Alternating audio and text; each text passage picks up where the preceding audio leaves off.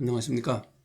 자, 오늘은 구충제를 복용했을 때 나타나는 인체 증상들, 호전 반응도 있고요. 또는 악화 반응도 나타나는 것을 우리가 볼 수 있는데, 그러한 반응들이 왜 나타나는 것인지 그 기전을 좀 알아보도록 하겠습니다. 그러한 기전을 알게 되면 향후에 그 결과가 어떠할지를 우리가 예측이 가능하죠.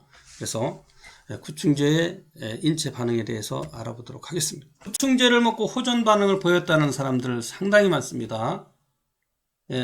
그분들이 거짓말하는 거 아니에요. 플라시보 효과 이상으로 있습니다. 그건 맞아요. 그렇게 나타나고 있습니다. 호전 반응이 대단히 많다는 겁니다. 첫째, 통증이 감소했다는 얘기를 많이 하고 있습니다. 안핑거 씨도 그랬고요. 인터넷에 보니까, 유튜브에 보니까 통증이 줄었습니다. 이거 참 중요하죠. 통증. 암 증상의 대표 명사가 통증 아닙니까? 산소가 부족하니까 산소 좀 제발 좀 더 좀 공급해 달라고 아우성을 치는 겁니다. 주인님, 나한테 산소 좀 더 공급해 주세요. 여러분들이 한번 숨을 막고 한 1분만 한번 참아 보십시오. 머리가 뻐개져 나갑니다. 그래도 혈액은 공급되고 있어요. 맥박은 뛰고 있습니다. 그런데 머리가 아픕니다. 왜일까요? 외부에서 혈액은 공급되지만 혈액 속에 산소가 부족하니까 머리가 아픈 거예요. 이 통증이 감소되었다는 것은 암을 치료하는 데 있어서 매우 중요한 현상입니다. 그래서 우리가 어떤 무언가를 했는데, 진통효과 말고요, 자연적으로 통증이 감소되었다면 그것은 암이 치료되는 과정이라고 보시면 됩니다. 구충제는 착각을 하게 만들고 있습니다. 왜 그러냐? 바로 구충 기전에 그런 현상이 나타나고 있습니다. 자, 보세요. 구충제를 섭취하면 통증이 감소하는 이유를 한번 제가 기전을 설명해 볼게요. 구충제를 섭취하면 미세소관이 장애를 일으킵니다. 막히거나 좁아지거나 아니면 사멸에 없어지거나 이렇게 되겠죠. 그러면 어떤 일이 벌어지느냐? 신호 전달을 방해합니다. 미세소관은 신호 전달을 하는 기능을 해요. 어떤 문제가 있을 때 뇌에다가 신호를 전달합니다. 뭐가 부족하니까 공급해달라. 산소가 부족하니까 공급해달라. 그런데 이 신호 전달을 방해합니다. 방해. 그래서 세포에서는 지금까지는 어떻게 했어요? 산소가 부족하니까 산소를 공급해달라고 뇌에다 계속 신호를 하고 있었어요. 통증으로 신호를 했습니다. 근데 그 기능이 마비되는 거예요. 소위 말해 통각 인지 기능에 장애가 오는 것입니다. 산소 부족 증상을 신호를 보냈는데도 내가 인식하지 못하는 거예요. 신호를 보내지 못하는 것입니다. 뇌세포도 그걸 받아들이지 못하고요. 뇌세포에도 미세소관이 장애를 일으켰을 거 아닙니까? 그러니까 진통 효과를 나타내고 있습니다. 그러니까 통증이 없어지는 것이죠. 실제 그러나 지금 세포들은 지금 고통받는 상태는 그대로입니다. 단지 신호를 못 보내고 전달받지 못할 뿐이죠. 그래서 나타나는 현상이다, 이런 얘기고요. 두 번째로, 플라시보 효과가 있죠. 당연히 내가 긍정적인 생각을 갖잖아요. 그러면 엔돌핀이 돈다고 얘기도 합니다만 혈관이 확장됩니다. 혈관이. 그러면 외부에서 들이마신 산소들을 뇌세포에 각 근육장기에 잘 전달하게 되는 것이죠. 그래서 대사가 이루어지니까 건강을 상당 부분 회복하는 것입니다.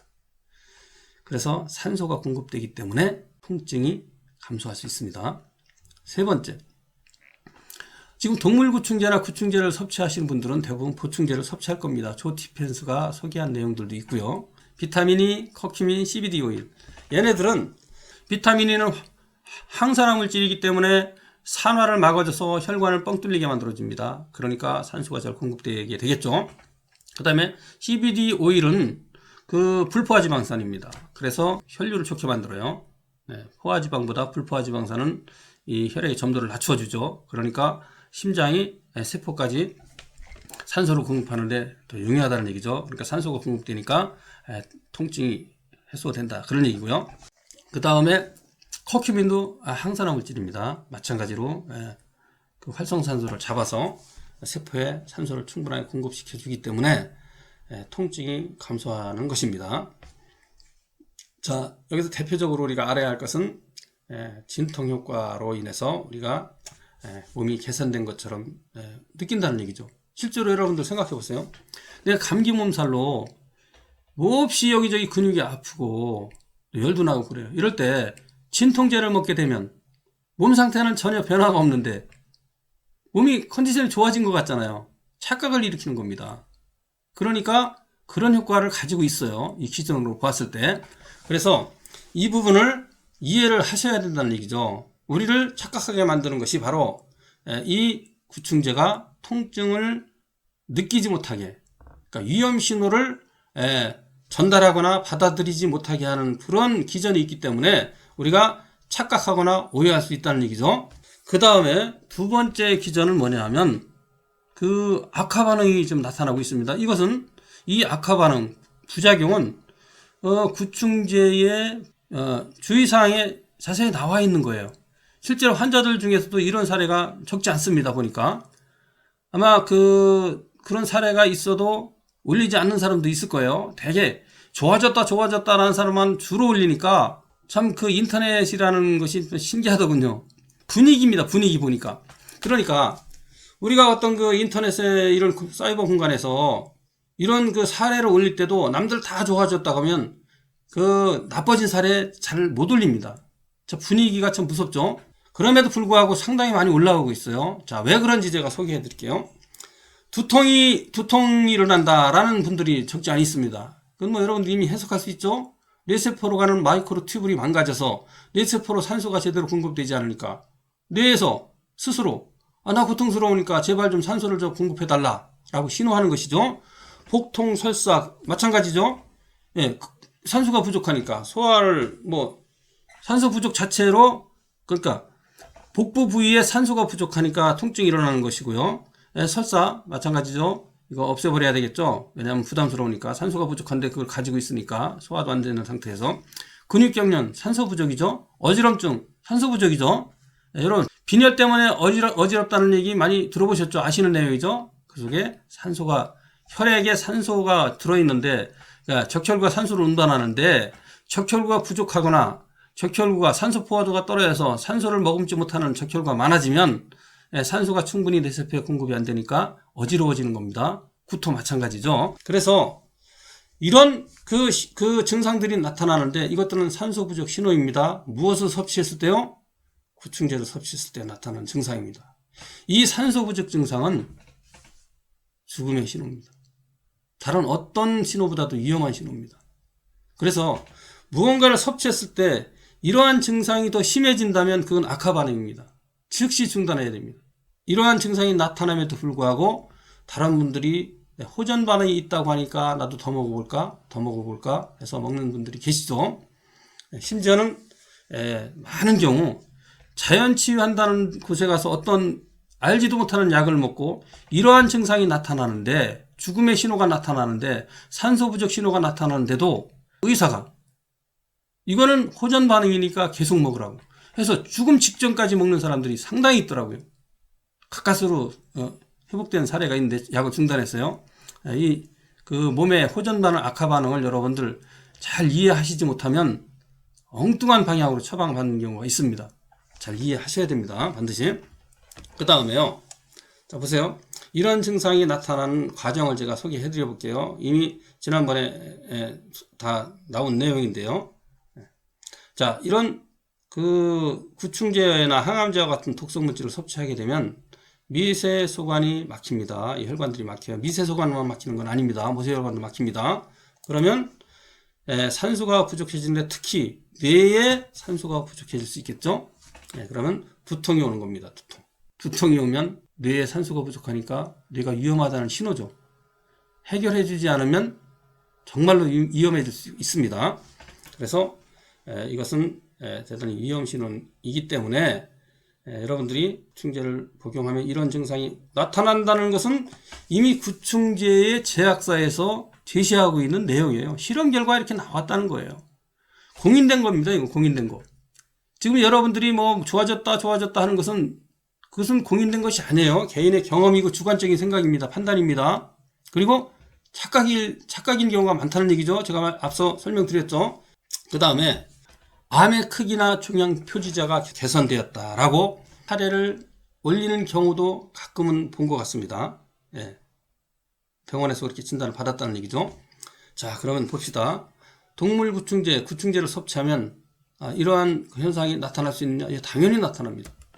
암세포로 가는 그 미세소관이 망가져서 산소 공급이 되지 않으면 암세포에는 극심한 산소 부족 증상이 나타납니다. 안 그래도 암세포는 지금 산소가 부족해서 암이 되었기 때문에 산소가 부족하죠? 암세포도 산소가 아주 부족하면 죽습니다. 괴사합니다. 암세포는 무산소 대사한다, 산소를 싫어한다, 오히려 저산소를 좋아한다. 전혀 잘못된 생각입니다. 예, 그렇지 않아요. 암세포도 산소를 너무 좋아합니다. 그리워하고 있어요. 갈망하고 있습니다. 그러니까 산소 좀 공급해달라고 아우성을 치고 있는 게 암세포가 보내는 신호 통증인 거예요. 그런데 지금 안 그래도 산소가 부족해서 암이 되어서 좀 더 공급해달라고 지금 죽기 직전이라고 아우성 치고 있는데 이 구충제에 의해서 미세소관이 망가져서 산소가 더 공급이 안 됩니다. 그러면 암세포가 죽기도 합니다. 예, 고사합니다. 그래서 암세포가 줄어드는 것이죠. 그래서 암이 억제됩니다. 그리고 암 표지자도 일시 개선됩니다. 초기에는. 그래서 여러분들이 보고 있는 그 긍정적인 효과가 바로 여기에서 나타나는 거예요. 암세포가 줄어서 나쁠 건 없습니다. 줄일 필요 있습니다. 신경 쓰이니까요. 그런데 정상세포는 어떻게 되느냐? 왜 암을 연구하는 사람들이 그 작은 1, 2g의 암세포에만 관심을 갖지 자그마치 6,000, 7,000g이나 되는 중요한 장기의 정상세포에는 관심을 갖지 않는지, 이것이 오늘날 암을 극복하지 못하는 비극의 근원입니다. 정상세포에 관심을 가져야 돼요. 그러니까 어떤 실험을 할 때도 암세포가 얼마나 줄어드느냐가 중요한 게 아니고, 그것도 물론 해야 되겠지만 정상세포가 다치지 않는 전제하에 암세포가 줄어들어야 되는 거예요. 그런데 암세포는 줄어들었는데 나중에 사람이 죽어요. 예, 그게 항암제 아닙니까? 나중에 제가 항암제에 대해서는 자세히 설명드릴 거예요. 예, 그 기전을. 사실 알벤다졸이나 거의 동일합니다만, 예, 그 과정들에 대해서는 좀 더 우리가 세밀하게 그 암에 걸렸을 때 수술, 항암제, 방사선 그런 사이클을 돌렸을 때 어떤 증상이 나타나고 어떻게 해야 되는지를 좀 설명을 드려볼 것입니다. 자, 그 다음에 비염이 없어지고 치질이나 이런 게 호전된다고 나옵니다. 그럼 거짓말 하겠습니까? 이분들이 본인이 느끼니까 그렇죠. 단지 플라시보 효과만은 아닐 수 있습니다. 근데 그런 기전이 있어요. 자, 보세요. 자, 세포에 산소가 공급이 안 되면 세포들이 고사한다고 그랬죠. 비염이 있는 세포들은 취약한 세포들입니다. 산소 공급이 제대로 안 돼요. 산소가 충분히 공급됐으면 면역력이 이 염증을 소멸시킵니다. 면역력이 탐식합니다. 그런데 지금 산소가 공급이 충분히 안 되니까 염증 상태가 있는 거예요. 면역력이 이 바이러스나 세균들을 이기지 못하고 있는 겁니다. 제압하지 못하는 상태예요. 아예 산소 공급이 차단된다면, 마이크로 튜브들이 망가져서 지금 안 그래도 산소가 부족한 상태인데 더 차단되면 이런 비염세포들이 고사할 수 있습니다. 한 번에 다 고사하지는 않겠지만 일정 부분 암세포처럼 고사할 수 있습니다. 그러면 이런 세포들이 줄어드니까 호전 반응이 나타나겠죠. 개선이 되는 겁니다. 이 자체로서는 당연히 그렇습니다. 두 번째, 이런 비염세포들이 나름대로 신호를 보내고 필요한 그 인체 생리 현상을 하는 것이 콧물을 통해서 이렇게 일부러 그 염증 물질들을 내보내는 반응을 하고 있는 것입니다. 또는 붓기도 하죠. 왜? 면역력과 싸우는 과정에서 이제 그 코점막이 붓기도 하죠. 그런데 이 비염을 가지고 있던 세포들이 마이크로 튜블이 더 망가지니까, 아예 망가지니까 신호 전달이 하지 못해요. 그러니까 그 몸에서 해야 할 조치들을 하지 못하는 것입니다. 그러니까 세포들이 반응을 하지 않는 것입니다. 그러니까 자기 몸에서는 호전 반응을 느낄 수밖에 없겠죠.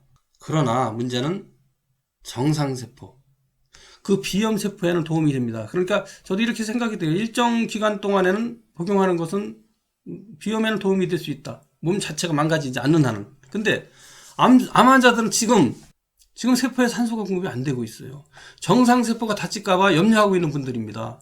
내가 유방에 1g의 암이 있는데 폐나 간이나 골수에 암이 올까봐 지금 두려워하고 있는 분들이에요. 그런데 이 비염을 잠시 호전시키기 위해서 근본적인 대책은 아닙니다. 먹는 동안 일시 호전되는 거예요. 계속 먹어야 돼요. 언제까지? 죽는 날까지. 왜? 계속 재발할 것이기 때문에. 그런데 그 비염을 좀 막기 위해서, 물론 비염은 해결해야 돼요. 예, 호흡하는데, 산소를 공급하는데 영향을 주기 때문에 이건 별도로 논할 문제고요. 어쨌든 그 비염을 일시 개선하기 위해서 정상세포가 망가진다면, 지금 암 환자 입장에서 지금 설명드린 것처럼 유방에 작은 암이 있는데, 이 동물 구충제에 의해서 정상세포의 마이크로 튜블이 닫혀서 산소가 공급이 안 돼서 암이 발병한다면 비염이 더 위험합니까? 폐암, 간암, 골수암이 위험합니까?